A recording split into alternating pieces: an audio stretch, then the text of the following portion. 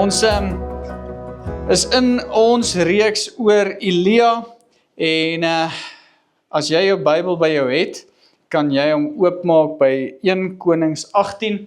As jy nie 'n Bybel het nie, ons het 'n skenking van Bybels gekry, so daar by die infodesk is 'n paar ekstra Bybels as jy vir jou een wou kry. Daar's ook dagstukkie boeke. Hulle is vir jou. As jy nie 'n dagstukkie boek het nie en jy soek iets, gryp hom, hy's joune. As jy nie 'n Bybel het nie, kan jy ook die Bybel wat jy daar vat, kan jy vir jou hou. As jy 'n Bybel het, maar as jy jou smart device gebruik, kan jy daarop ook volg. So ons skrifgedeelte vir vandag is 1 Konings 18, waar jy so lank kan oopmaak. Nou, ek weet nie van jou nie, maar as jy iewers tussen mense by 'n restaurant gaan sit, is ek seker jy ken iemand wat baie lank na 'n spyskaart kan staar. En dan is dit soos, ek weet nie, dalk die hamburger, maybe, yes, ek weet nie, 'n steak, yes, maar ek love ribs. Okay, dalk moet ek pasta doen vandag. En teen die tyd wat almal hulle voorgereg klaar geëet het en die kinders hulle kos klaar geëet het, dan besluit die persoon eers om te bestel. Ken iemand so iemand? Nou, ons lag daaroor, want baie Christene is presies so. Ons wil Jesus hê, maar ons wil ook die wêreld hê. Ons wil die seëninge van God hê, maar ons wil nie altyd onder sy gesag wees nie. Ons wil hemel toe gaan, maar ons wil ook leef soos wat ons wil. Ons staan met een voet in die kerk, een voet in die wêreld. En dan kom Elia vandag met die volgende vraag. En hy vra, hoe lank nog? En as jy jou Bybel oop het, 1 Konings 18 vers 21, dan sê Elia, het voor hulle gaan staan en gesê, hoe lang gaan julle nog weier om kant te kies? As die Here God is, volg hom. Maar as dit Baal is, volg hom. Die volk het egter niks geantwoord nie. Hoe lank gaan jy nog tussen hierdie twee opinies wees? Hoe lank gaan jy nog probeer om twee Here te dien? Nou, valse gode beloof wat net 'n regte God, 'n ware God kan gee, wat net die ware God kan gee. En hierdie hele storie begin met afgoderry. Nou, koning Agab en Jezebel het die volk weggelei van die ware God af. Hulle dien Baal en Astarte. En waarom? Dis omdat hierdie gode sekere dinge vir hulle beloof het. Baal beloof voorspoed en goeie oeste en 'n beter lewe.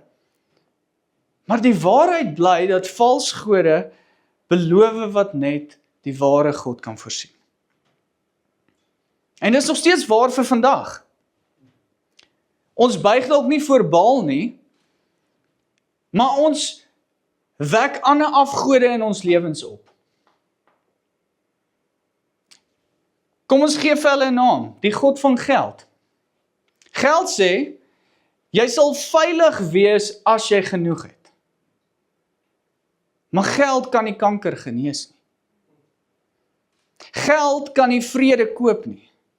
Geld kan nie jou gebroke hart kom herstel nie.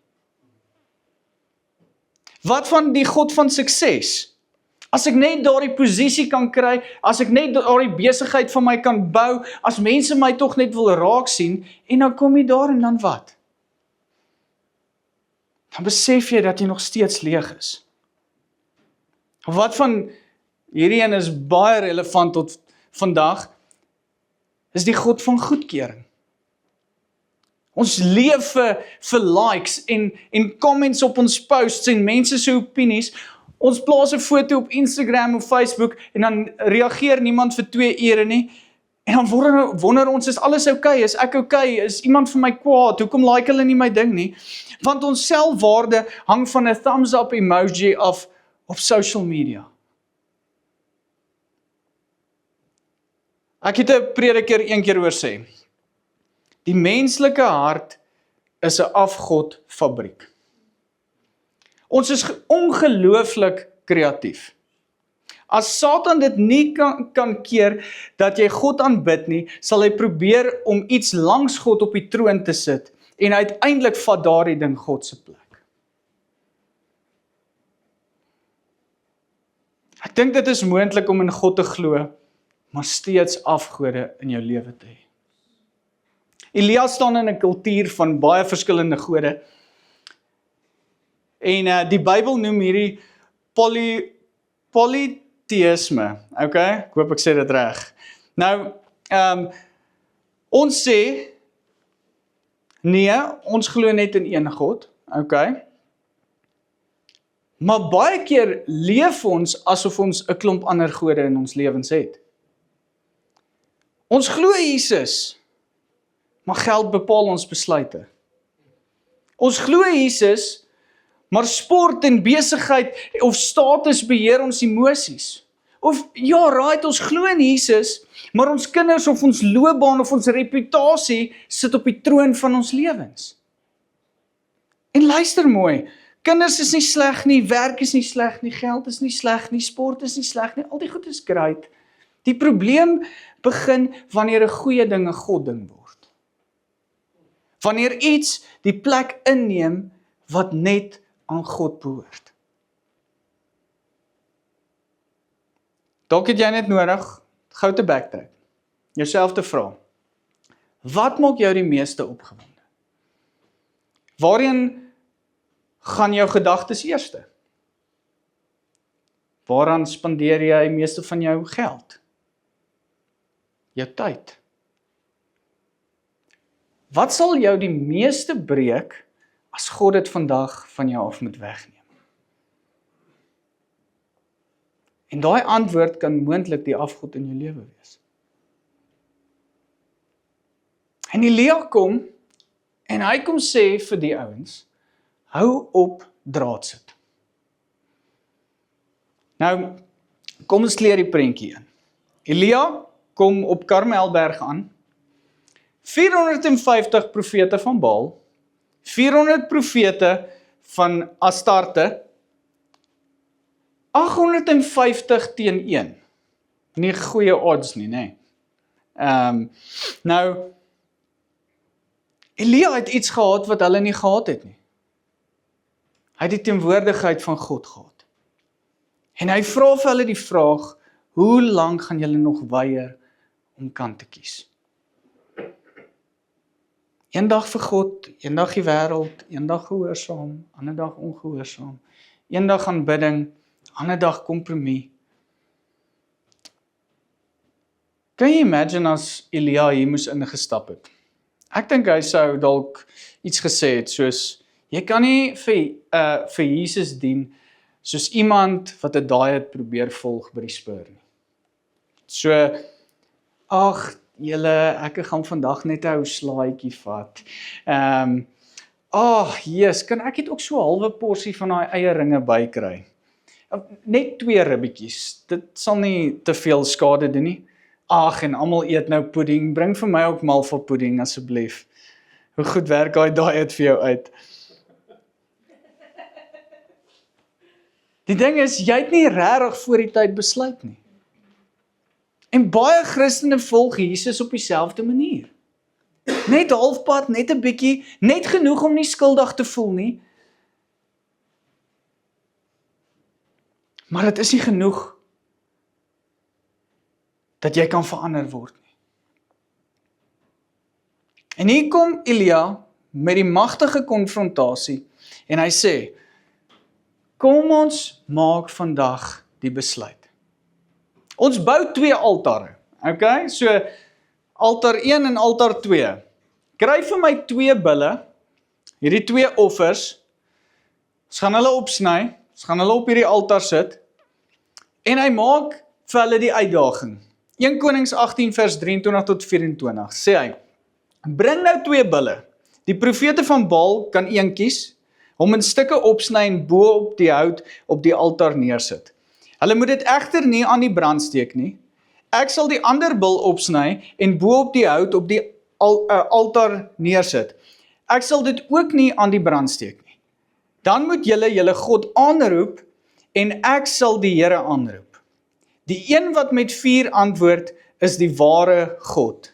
Die hele volk het met hierdie reëling saamgestem. OK, so Elia kom met hierdie challenge, ek het 'n altaar, julle 850 het 'n altaar, kom ons chop gou elkeen 'n paar steaks hier so uit 'n bees uit, gooi dit op die altaar, en nou wag ons. Julle God, my God, wie gaan die altaar aan die brand steek? En Baal profete is soos, okay, sure, let's go, ons doen hierdie. En hulle begin skree, hulle begin dans, hulle spring, hulle roep uit, hulle sny hulle self van die oggend tot die aand. Dit is absolute chaos. En wat gebeur? Absoluut niks. Geen antwoord, geen vuur, geen stem, geen beweging, want 'n afgod kan nie antwoord nie. En dan gebeur daar iets wat ek so love. 1 Konings 18 vers 27. Teen die middag het Elia hulle begin spot. Julle moet nog harder roep, spot hy. Hy is mos 'n God. Dalk is hy in gedagte, of dalk het hy 'n draaitjie gaan loop. Miskien is hy weg op reis, of slaap hy, en moet wakker gemaak word. Nou, hier kom Elia, ewe arrogant, begin hulle terg, begin hulle spot, hulle moet harder skree, miskien slaap hy, miskien is hy op vakansie, miskien is hy besig, en die deel wat vir my die heel snaakste van dit alles was, is die deel wat hy sê, miskien het hy 'n draadjie gaan loop. In die Hebreëus vertaal dit met iemand wat op die toilet sit. So Elia het 'n sin vir humor, hier waar hy besig is om hulle te terg. Hy's besig om sarkasties te wees. Hier is die tragiese deel. Baie mense doen presies dieselfde. Hulle spandeer hulle hele lewe, hardloop agter geld aan, hardloop agter status aan, agter erkenning aan. En dan ontdek hulle eendag, maar dit is nie die antwoord nie. Ek vind geen bevrediging daaruit nie. Dit vul nooit die leemte wat ek het nie. Ons lees verder vanaf vers 31. Dus kyk wat het Elia gedoen. Hy het 12 klippe gevat. Een vir elke stam van die nageslag van Jakob, vir wie die Here gesê het, jou naam sal Israel wees. Hy het die klippe gebruik om die vervalle altaar van die Here reg te maak. Daarna grawe hy 'n sloot rondom die altaar. Dit was groot genoeg om ongeveer 15 liter te hou. Hy het hout op die altaar gesit, die bil in stukke gesny en dit op die hout neergelê. Toe beveel hy, vat 4 groot waterkruike, maak hulle vol water en gooi dit uit oor die offer en die hout. Nadat hulle dit gedoen het, sê hy, doen dit weer. Hulle maak so, maar hy sê, doen dit 'n derde keer. Hulle het weer gemaak soos wat hy gesê het. Die water het oor die altaar gestroom en selfs die sloot rondom vol water gemaak. Teen die tyd van die aandoffer het die profeet Elia na die altaar toe gegaan en gebid. Here, God van Abraham, Isak en Israel, wys tog vandag dat U God is in Israel en dat ek U dienaar is wat alles op U bevel gedoen het. Here, antwoord my sodat hierdie volk kan erken dat U, Here, God is en dat dit U is wat hulle weer na U toe laat omdraai. Die ware God kom en hy antwoord met vuur. So aandtyd, Elia stap na die altaar toe en hy bid. En ek hou daarvan. Want hier is die ding, 850 mense maak 'n magtige lawaai en dit klink soos iets. En een man kom en hy sê net, Here, wys hierdie mense wie U is. Bring hulle harte terug na U toe. En kyk wat sê die skrif. Dit sê onmiddellik. Vers 38, onmiddellik het daar vuur van die Here gekom en die offer verbrand. As ook die hout, die klippe en die grond, dit het selfs die water in die sloot opgedroog. Elia wou hulle heepunt bewys. Hy gooi alles nat, graue sloot, dis net water. Obviously kan hierdie nie aan die brand gesteek word nie. Ouens gaan te kere, hy kom net en hy bid. En ons vuur. En wat gebeur? Die volk kom en hulle val op hulle gesigte neer. 1 Konings 18 vers 39. Toe die volk dit sien, val hulle op die grond en roep uit. Die Here is God. Die Here is God. En ek dink, vandag stuur God ook vuur. En toe ek hierdie verhaal lees, toe dink ek by myself, okay,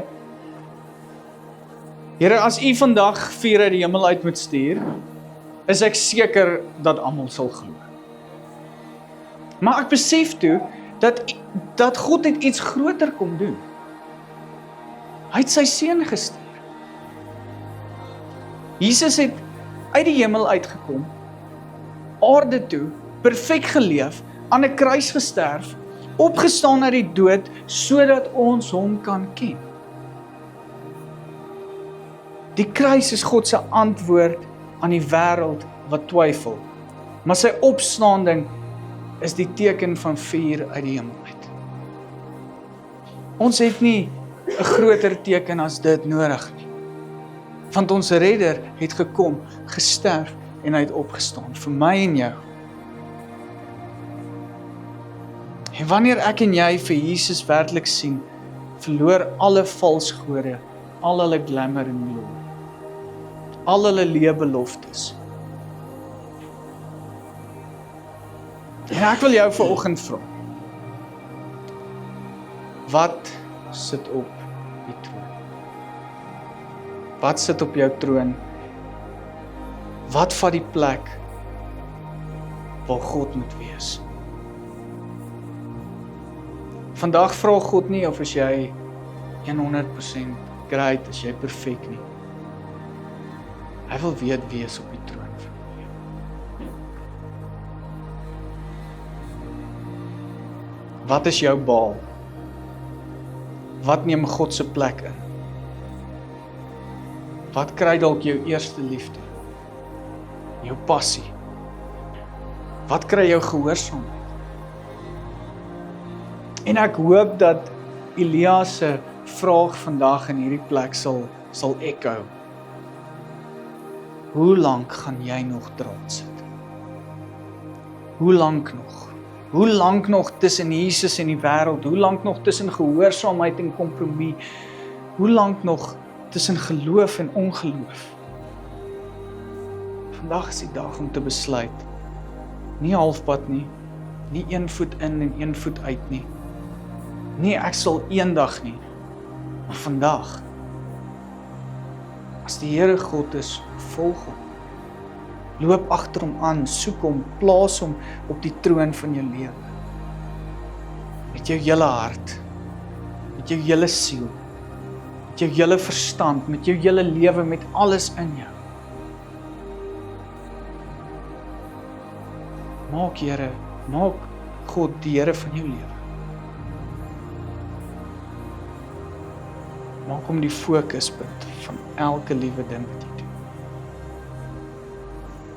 Jy kan julle oë sluit. Jesus,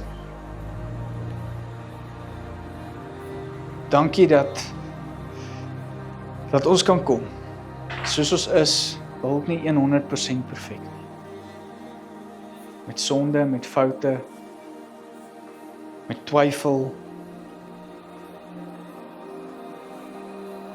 Maar Here, dankie vir hierdie amazing story, as in die Bybel lees.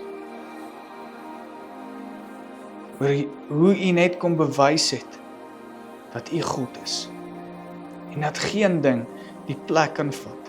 Geen ding wat mooi klink en oulik lyk, die plek kan vat wat U in moet wees in ons lewens nie. Here, help ons om ons fokus te skuif. Help ons om nie kompromie aan te gaan. Help ons om uit die wêreld uit te beweeg. En seker te maak dat ons U volg. 100%. Elke tree wat ons gee. Here, ons is so lief vir U. En ons soek meer van U.